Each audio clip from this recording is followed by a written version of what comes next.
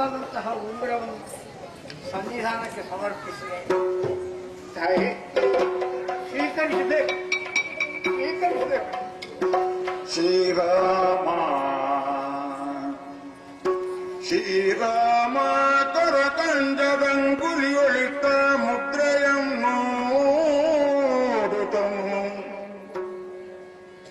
ನಾರೀ ಜಾನಕಿ ತೋಷಿಸುತ್ತ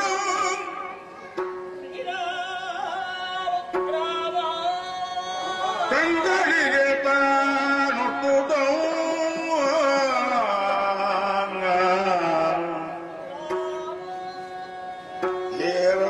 ಏರಾಳಾಕೃತಿಶೋಕ ಬಿಂದು ಜಲಗಳ ಸರ್ವಾಂಗಲೇ ಬಿಸಲ್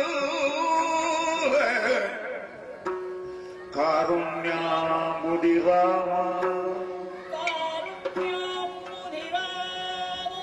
ಕಾರುಣ್ಯಾಂಬುದಿ ರಾಮ ರಾಮ ರಾಮ ರಾಮ ರಾಮ ಎನ್ನುತ್ತ ಆಶಾಭವನಿ ಕಂಡಳು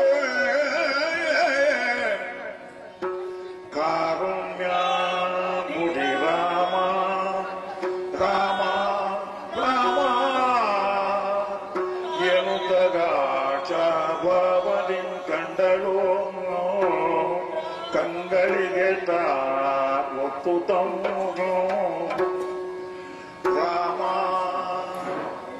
ರಾಮ ಶ್ರೀರಾಮ ಜಯ ರಾಮ ಜಯ ಜಯ ರಾಮ ಶ್ರೀರಾಮ ಜಯ ರಾಮ ಜಯ ಜಯ ರಾಮ ರಾಮ ರಾಮ ರಾಮ ರಾಮ ಎನುಗಗಾಶಾಭವನಿ ಕಂಡಳು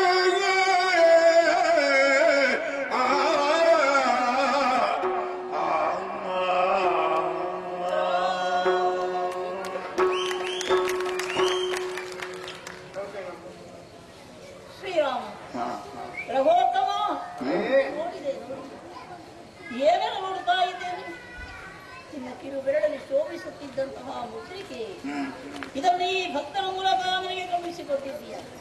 ಅಲ್ಲ, ಮುದ್ರಿಕೆ ಎಲ್ಲ ಇದು ನಿನ್ನ ಸಾಕ್ಷಾತ್ ಸುಂದರ ಸ್ವರೂಪವನ್ನೇ ನಾನು ಇದರಲ್ಲಿ ಕಾಣುತ್ತಾ ಇದ್ದೇನೆ.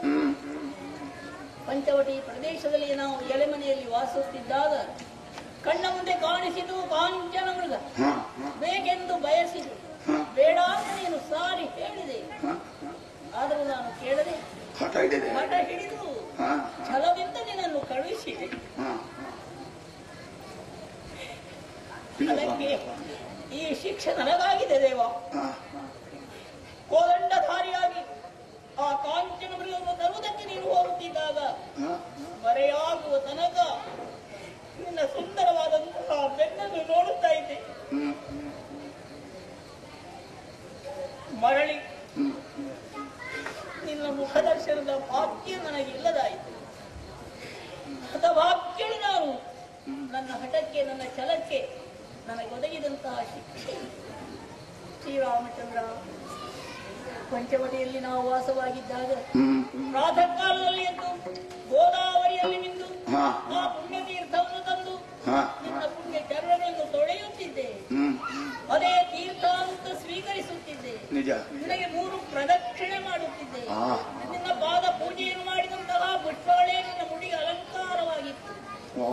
ನಿನ್ನ ಪವಿತ್ರವಾದಂತಹ ಪಾದದ ಧೂಳೆ ನನ್ನ ಹಣೆಗೆ ಕುಂಕುಮವಾಗಿತ್ತು. ಆ ಭಾಗ್ಯವನ್ನು ನಾನು ಕಳೆದುಕೊಂಡಳು. ಹತಭಾಗ್ಯಳು. ಆದರೂ ಇಂದಿದೋ ನಿನಗೊಂದು ಮಾನಸಿಕವಾದಂತಹ ಪೂಜೆಯನ್ನು ನಾನು ಸಲ್ಲಿಸುತ್ತಿದ್ದೇನೆ ದೇವ.